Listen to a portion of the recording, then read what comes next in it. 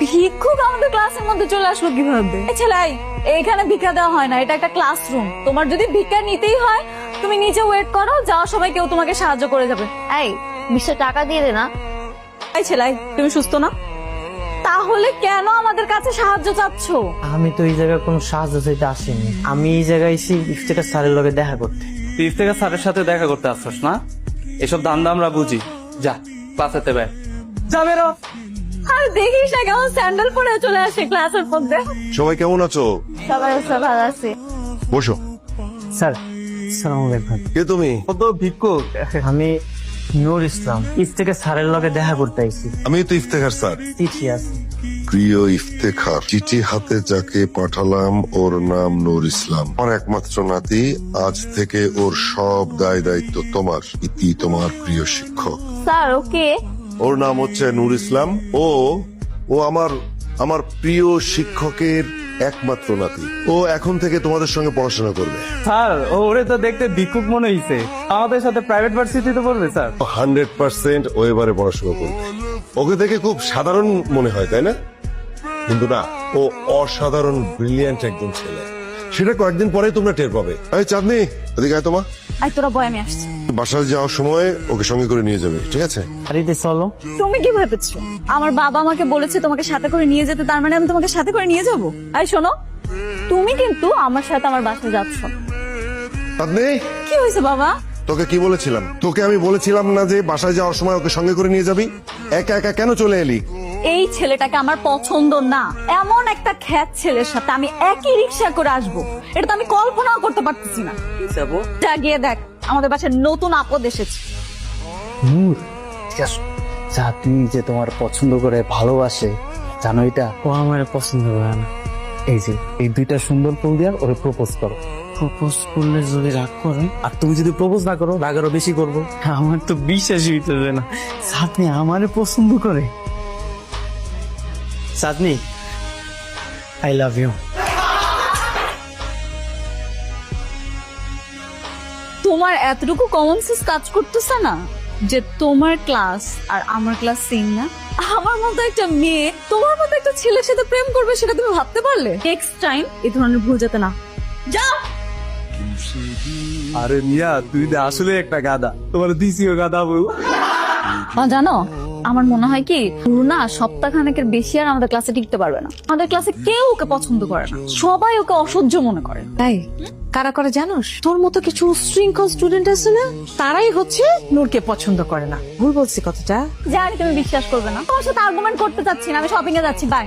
যা তো তুমি, ওই একটাই তো পারিস, শপিং কিছু হলে সারাক্ষণ ফেসবুকে দেখে এই জামা পছন্দ, এই জামা পছন্দ। যাই বলিস, ছেলেটা কিন্তু ভালো। এরকম একটা ছেলে হলে লাইফে কোনো প্যারাই নিতে হবে না।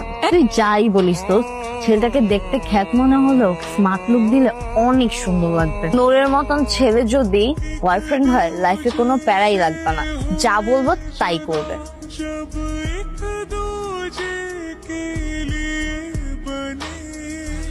এই নাও, তাহলে তোমার জন্য নিয়ে আসছি, দেখো তো পছন্দ হয় কিনা। এগুলো কি সব আমার লেগা? হ্যাঁ, এখন থেকে তুমি এগুলোই পড়বে, ওকে? কোনো মেয়ে যদি তোমাকে প্রপোজ করে তুমি ডাইরেক্ট রিজেক্ট করে দিবা, আর আমাকে সাথে সাথে এসে বলবে। মনে থাকবে? মনে থাকবে তো?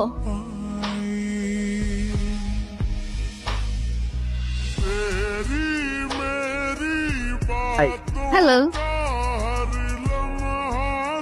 তোমরা কই যাইতেছো? ক্লাসে যাইবা না? তুমি যাও, আমরা আসছি। আচ্ছা ঠিক আছে। জো, তুই একটু অন্য রুমে যা তো।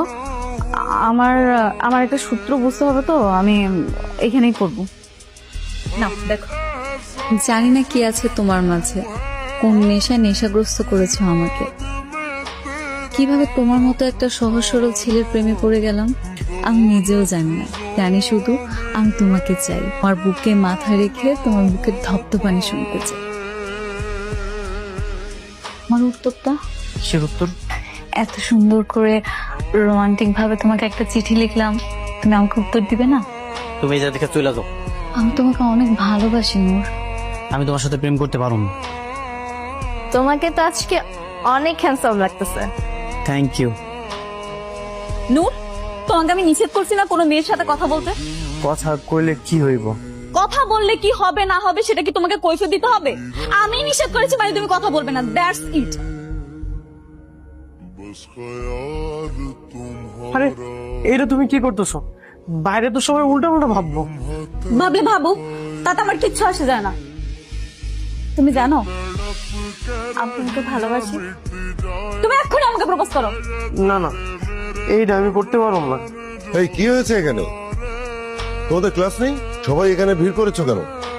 ওয়াশরুমের ভেতরে কিছু হয়েছে নাকি? স্যার, চাঁদনি আর নূর ইসলাম। চাঁদনি,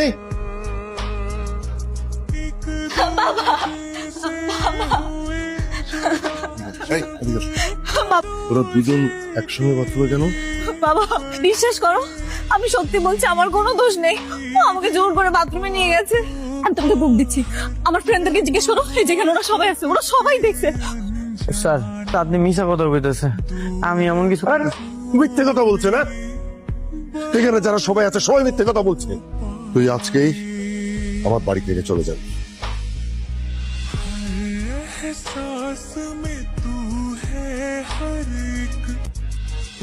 তুমি কোথাও যাবে না।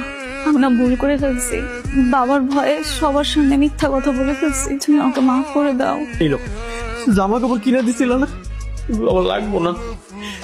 আমি তোমারে কখনোই ক্ষমা করুম না। আমি চলে যাইতেছি।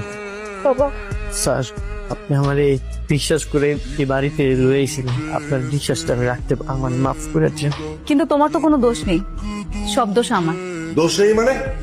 ভার্সিটিতে যা ঘটেছে সব আমার জন্যই হয়েছে। আমি আসলে ওকে জোর করে বাথরুমে নিয়ে গেছিলাম। তুই কেন ওকে জোর করে বাথরুমে টেনে নিয়ে যাবি? আমি কালকে রাতে ওকে চিঠি লিখেছিলাম, ও আমার চিঠির উত্তর দিচ্ছিল না, ও আমাকে ইগনোর করছে। বাবা আমি এটা সহ্য করতে পারিনি, তাই আমি রাগ করে। এই নূর, ও যা বলছে এটা কি সত্যি? হ্যাঁ স্যার। আগে কেন বলিসনি? এত ভালো হতে তোকে কে বলেছে? কে বলেছে?